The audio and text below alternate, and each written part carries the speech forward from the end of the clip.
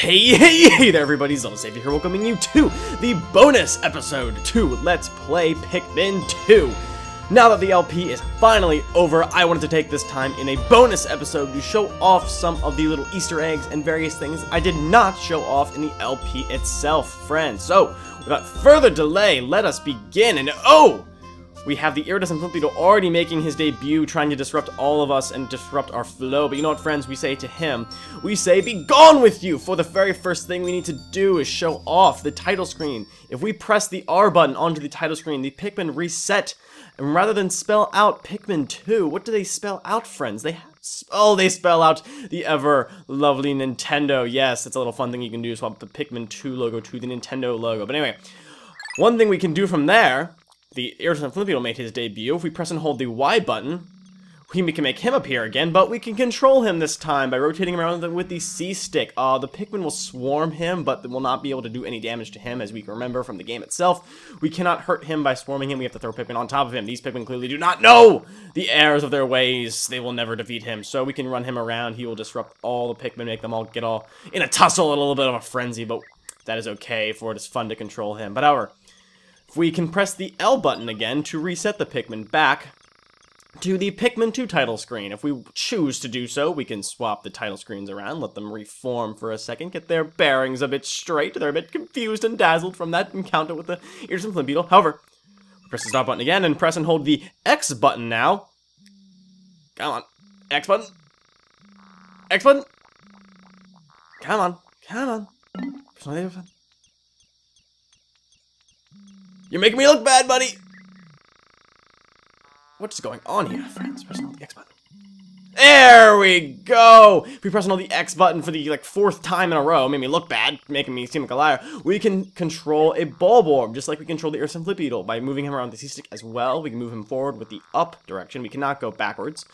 We also can press the Z button to devour Pikmin. How does it feel to be on the other end of the beast, prey, predator, montage, or mantra, I guess you could say.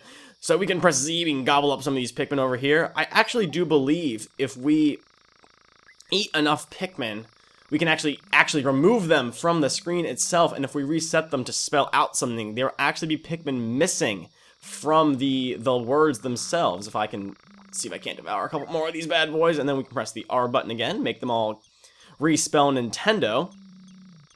You might notice a couple of them are missing. I actually like that little touch. It was a very nice little fun touch they added on there. Let's see if I'm gonna be a dirty liar. Did I eat any of them? Yes, I ate a couple of them. You can see the Y kind of looks a little skewed there, and the O is missing a little spot there as well. That's kind of nice. I'm very proud of myself. I'm a good Bulborb. I didn't die, and I ate 2 Pikmin. Very good. Anyway, now that we've shown that off, friends, I'm going to go into the actual game itself and show off some more things in there, including things from the Piklopedia. I have several entry requests I was asked to show off, in addition to several things in the actual game that can be encountered after certain day limits have been reached. So, friends, I will meet you all there in a second. Hooah!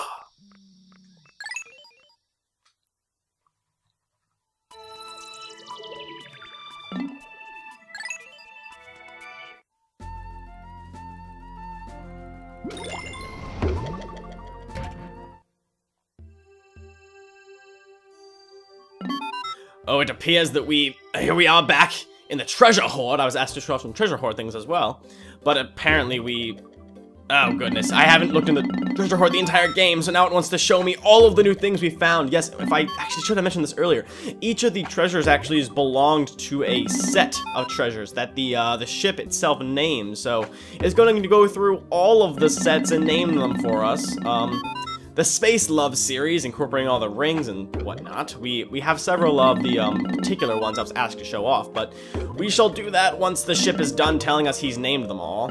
I thank you, ship. I don't care. These are not that important. I'm not here for you to waste my time and the lovely people's time. We're trying to show off things. Alrighty, there we go. I think that is done. In fact, I'm gonna start off with the 5 treasures we acquired from the Titan Dweevil himself. I think these need to have a little love, considering they were the newest treasures we found. Let's read the sales pitch for them. Actually, no, first let's read Olmar's, and then we'll read the sales pitch. This shaka was one of the several weapons wielded by the nightmarish Titan Dweevil. It allowed the creature to smite Pikmin with zaps of lightning. Not for us, for we were smart and used yellows. Anyway, sales pitch. This nanotech device gathers negative ions in the atmosphere and converts them into energy. It releases that energy zap, used to relieve muscle soreness and joint stress. One warning, however, it does render the user unconscious. Oh god, that's funny. Anyway, let's read Olimar's for the flare cannon. This scorching mechanism was once used by the Titan Dweevil. The roasting apparatus spews hot jets of flame. I can't keep Louis away from it. He keeps trying to use it to cook sausages and caramelize creme brulee. Louis always got food on the brain. In the compressed air cylinder of this flamethrower liquid gas, it lit, producing the fire that gives this weapon its name. It is very dangerous, and good kids know not to play with it. In case you wonder, it cannot be used as a substitute for spaceships' rockets, and should never be used to cook sausages. Never. Louis clearly did not learn from his time with the Titan Dweevil. Let's read the Comedy Bombs entry now. This fiendish component was used by the Titan Dweevil. Although it was once a primitive chemical weapon, it is now a weapon of mass hilarity. We could use those more often in our world nowadays. What does the ship have to call it? You cannot see it, you cannot smell it, yet this weapon will steal your life, given the chance. At least it used to, until I shrewdly exchanged its poison gas for hilarious laughing gas, crafted with an eye for safety. It's the funniest weapon ever devised. Certainly will. Monster Pump. This savage water pump was used by one of the weapons wielded by Titan Dweevil. This pump is capable of spraying jets of hyper-pressurized water. What does the ship have to say? This item automatically detects subterranean waterways. Even if the water is buried a mile deep, this monster pump draws liquid any distance, and its almost uncontrollable power is fantastic. I would not say that as a redeemable sales feature there, ship. You should probably reevaluate yourself. Anyway, let's see what we have to say for the King of Bugs. Louis is back. Somehow he survived a horrific ordeal with a freakishly large weapon-wielding Titan Dweevil. I entered a hole filled with an army of ferocious Pikmin, grimly determined to save Louis from the Titan Dweevil. But it seems that he was perfectly fine all along. I can't understand how he managed to avoid being eaten. He's always had an unusually close connection with insects, and I know he loves to cook them. Maybe he wasn't kidnapped after all. Could he have been controlling that beast all along? No, that's craziness! Although he does insist now that we address him by his proper title. The King of Bugs. I love that. I love the way Olimar says that. It's so, I don't know, I feel like it's actually kind of weird. It's kind of eerie almost. Anyway. A new employee of Hokaday Freight, Louis is often silent. Nobody knows the thoughts that lurk in his mind. He appears to operate on the same wavelength as insects, often with dangerous results. After he was kidnapped, he was somehow managed to hijack that colossal insect's brain! And there you have it, friends. We actually had, 2 more entries I was asked to read by you viewers. The first one of them being, if I can find it. Ah, here we go. The Flame of Tomorrow. Let's read Olimar's entry. From the beginning of time, my people have searched for a perfectly clean and endlessly renewable energy source. Unfortunately, we've never found anything close to it. Rubbing these 2 objects together seems to produce fire. Maybe this is the long-lost energy source we've always been searching for? Unfortunately, it is not, Olimar. We have those all over the damn place, and you know. Anyway.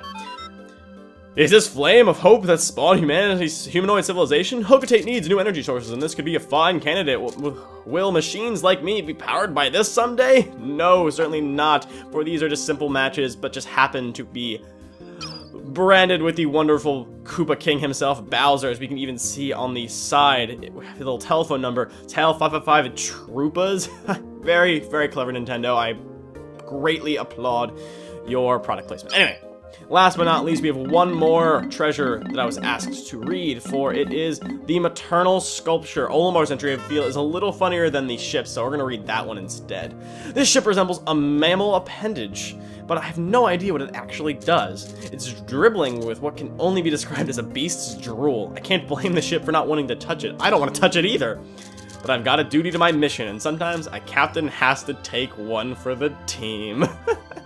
I think it's just absolutely disgusting that he says it can only be described as a beast's drool. Obviously, you can tell it is a baby bottle head, and the maternal sculpture playing off the fact that it looks like a nipple. We're so immature, you guys. Anyway. Yes, there you have it, friends. Those are the treasures that I wanted to highlight. I'm sure there are many more treasures, but alas, I do not have time to talk over them all, and there are many more Wikipedia entries for the enemies we have to read. Anyway, let's quickly read off Titan Dweevil because we encountered him last. Let's see what Louis has to say. Eaten raw, this predator's luxurious legs are bold and full flavored. What a satisfying crunch. Indeed, after defeating such a tough final boss, I deem we wouldn't have to have a satisfying meal to top it off as. Anyway, the first enemy I was asked to read was the Withering Blowhog's entry. So I'm going to read Louis for these because Olimar's are mostly just informative. So let's see. Hang this creature on a rack, sun-dry on a hot afternoon when suitably crisp, grind the sun-dried beast into powder. Makes a great substitute for cayenne or curry powder. Makes a lot of sense, Louis. He is the Withering Blowhog after all. He better be a spicy meatball. Anyway, next on our list of enemies I was asked to show off was the Swooping Snitch Bug. So let's see what Louis has to say about him. Remove the wings, marinate a well-marbled steak for several hours in a chipotle marinade, then charbroil to perfection. You know what, Louis? That would not be as gross if it wasn't a bug, but you make it sound so goddamn tasty. Anyway, let's read what next was the Anode Beetle. This scorching species combusts upon contact with the tongue, only edible by the adventurous and asbestos-tongued. Oh god, asbestos-tongued. That does not put a good image of my mind. I don't think you'd want to eat something that explodes and kills you in the process. That probably would make your day pretty sad. Anyway, next we have the Wollywog. Wollywogs are best ground up, shaped into a patty, and flame broiled on a grill. Slap on tomato slices, lettuce, onions, ketchup, and slide the patty between a sesame seed bun for the ultimate beast burger. I'm gonna go to my restaurant and ask the waiter, you got any Wollywog for burgers? Like, I heard a great recommendation online somewhere about Wollywog burgers, and he's just gonna be like, what? And I'm gonna be like, yeah, you know. And he's like, no, I don't know. Oh. Well, now, that's all right. Anyway, moving on to the next one. This one in particular, I absolutely loved. As whoever pointed this out, thank you for finding this. This is great. Mildly poisonous, may result in nausea, headache, fever, fatigue, chest pains, paralysis, loss of bone density, moodiness, feral rage, sauciness, dilly-dallying strokes of brilliance, and untimely doom. Oh goodness, what on earth could these simple clovers do to us, friends? They're everywhere at home. I'm sure you could walk outside right now and probably find some. Eat some, see what happens. Maybe you might encounter one of those various symptoms of whatever Louis may seem to have encountered by eating one himself. But anyway, let's see. Next on our list, I believe we missed one. Empress Ballblacks was the last but not least. So let's see what Louis has to say about her. For a sophisticated delicacy, make a pâté du foie gras. I actually know that. I actually know what that is. Wow, that's actually surprising. The first time French came up in this game, and I actually knew how to pronounce it, I believe. I don't know what pâté, but I know foie gras. Foie gras is, yeah, it's liver. I was gonna say goose liver, but there you go. Make pâté foie gras from this massively obese creature's liver and spread it over a sesame cracker. That sounds absolutely disgusting because just look at this thing. Look at it. Look at it. Let's throw things at it because it's so ugly. Wake up, you fat beast, and pay attention to me throwing things at you. Whatever. She does not apparently seem to have any time to pay attention to us. But anyway, friends, those are all of or most of the various enemies I was asked to read their entries in the Pikwipedia for. I'm sure there are many others just like the treasures, but alas, we cannot go through them all. But yes, from here, friends, we're going to return to the area screen. And now, I'm going to be going through all the areas, or most of the areas that we could just venture through in this game and point out several things that happen after various days. These can actually be great helps to you as you navigate your way through the game and getting more Pikmin numbers, or just thinking smart and preparing for dangerous encounters ahead, friends. So, I'm going to start off with the Valley of Repose. Why not there? We can go to the Valley of Repose and I can show off the one Easter egg I wanted to show off there, friends. So, I'm going to meet you on the ground floor in a moment! Now that we have landed in the Valley of Repose, there actually is not a Valley of Repose area thing that I wanted to point out, as I will with the other areas. However, I did want to take this particular area, because I wanted to venture back to all 4 of the locations, to show off an Easter egg I did not show off in the actual game, although I believe I mentioned it earlier. And it is the little Easter egg that happens when you pull out 20 of each Pikmin color. I know I was getting some comments about this, but here we're finally going to show it off, and it's actually a nice, fun little thing that I don't think a lot of people actually know about until they hear about it or look it up for themselves. In fact, even though 20 Pikmin is a great number for it, in fact, Now that we... Oh, we're missing 2. What are we missing 2 of? We're missing 2 yellows. I'm sorry. Oh! There you go. Anyway. As we're running, listen.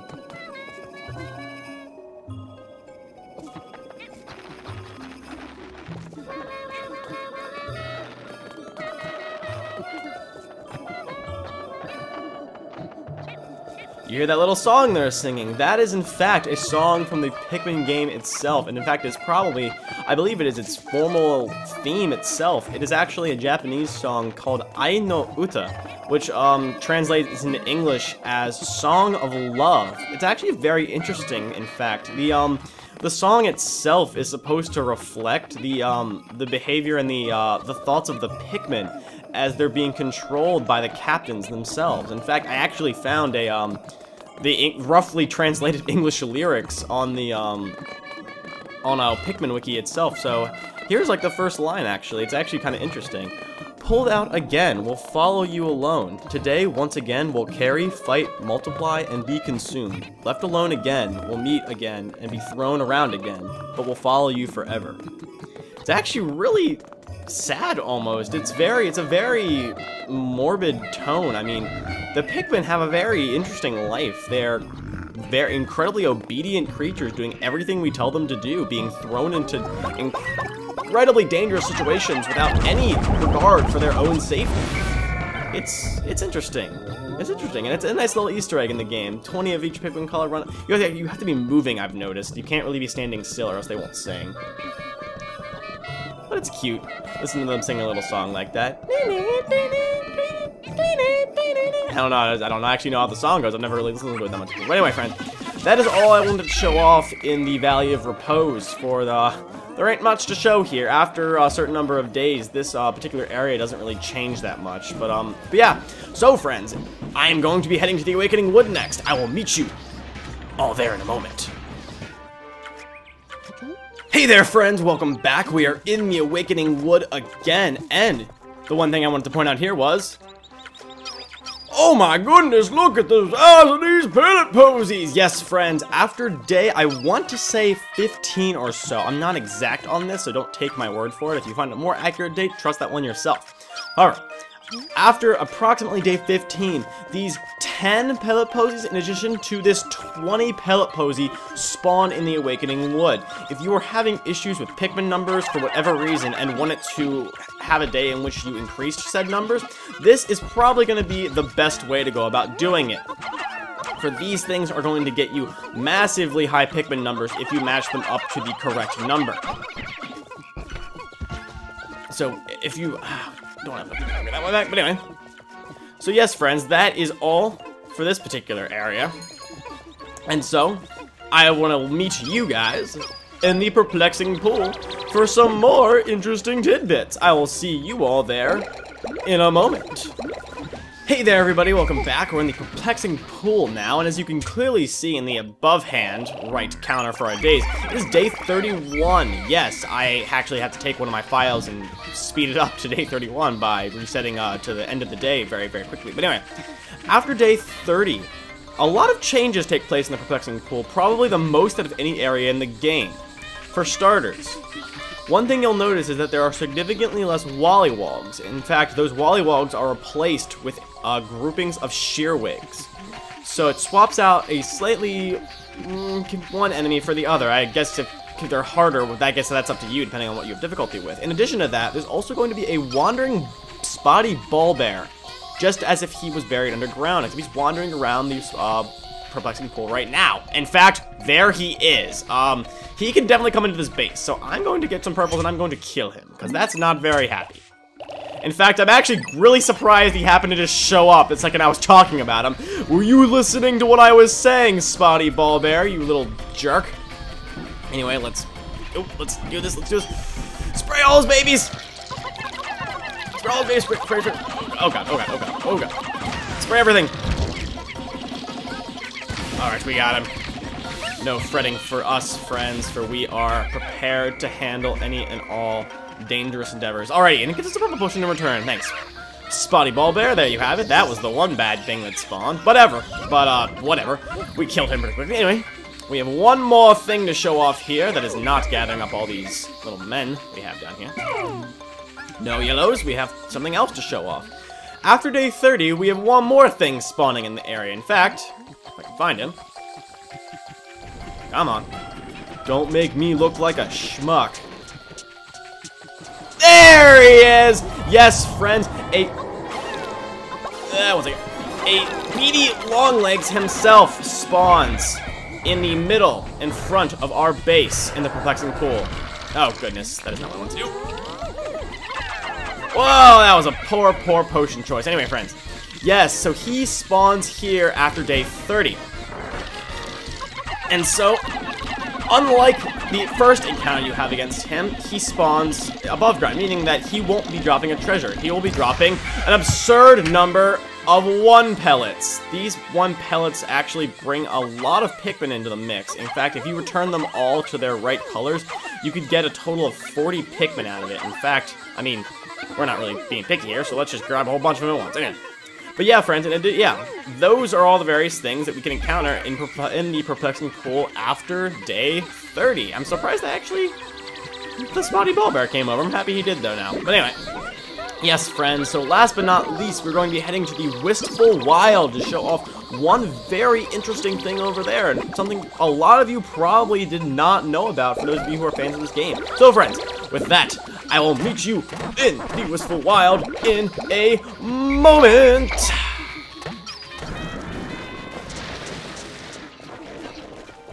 Hello there, friends, and welcome to the Wistful Wild once again. The one thing I wanted to show off here that is very interesting is... what are those? Yes, friends, on day 31, 61, 91, and any iteration of a number, I guess, ending a multiple of 3 and 1, in the Wistful Wild, in front of both the Dream Den and the Hole of Heroes, spawn these little odd buggers right here. These are an interesting enemy in the game. There's no Piclopedia entry for them. As you can clearly see, killing them drops an absurd number of potions. They're known as Ujidani, and like I said before, they're not in the Piclopedia. However, you could go online and find information about them. They're included in various, I think some of the Japanese stuff has information about them, but I believe they're referred to as ticks, which is kind of weird considering they explode and open up potions, so they're probably sucking this stuff out of somewhere. But yes, friends, this is very interesting because if you ever needed an absurd number of potions for whatever reason, this is a great way to get them. If you're struggling with the game and you're on day 31 right now, don't forget to stop by here because it's definitely worth your while to do so. However, unfortunately, you might want to be a little more sparing when attacking them as if I was, because one thing I actually didn't know about until pretty recently is that you can only have 20 potions on screen at a time.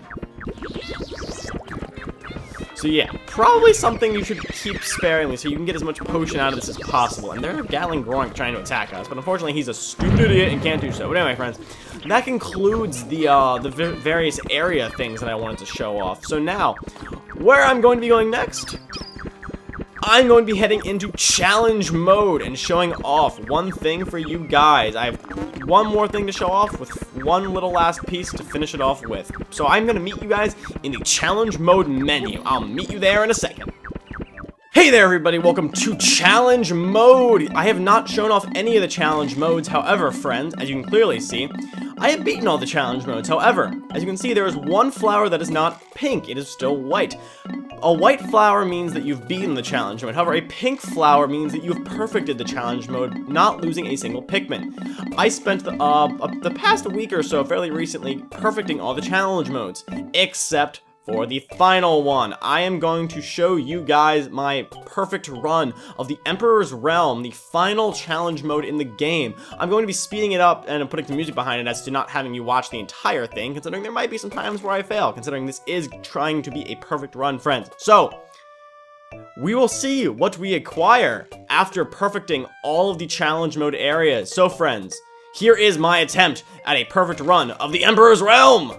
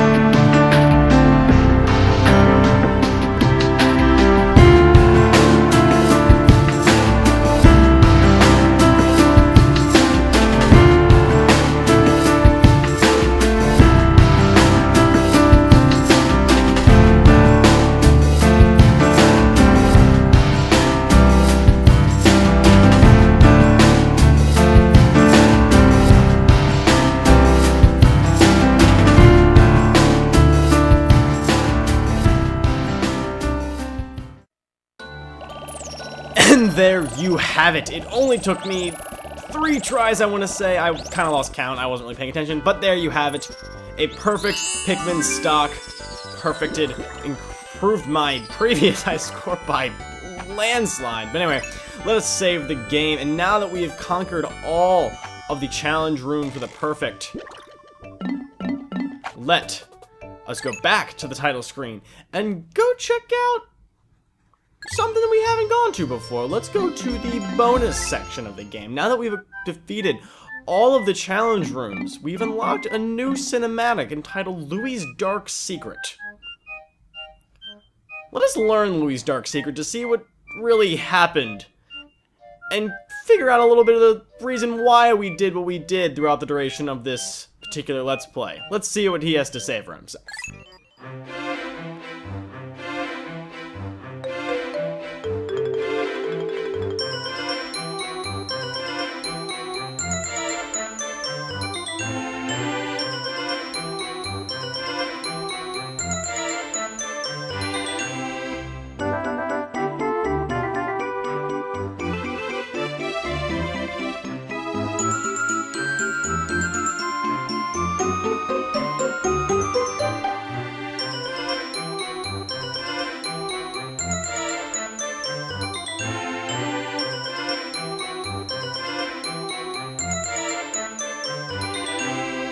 Don't worry, Louie, we won't tell a soul. Yes, friends, the reason why Hogatate Freight got its enormous amount of debt was because Louie ate all of the golden Pikmin carrots that he was entrusted with, causing the debt to pile up and making us have to go back to the planet of the Pikmin. But Louie would have, if Louie hadn't have done that, we would not have had such an amazing time. Once again, friends, I want to thank you all for watching the entire series. I'm so happy to hear that you all enjoyed it so much. And with that, friends, this wraps up the bonus episode. With that, if you haven't done so already, feel free to follow me on Twitter or add me on Skype, either or to make me a happy man. And until then, friends, I will see you all at the beginning of my next project.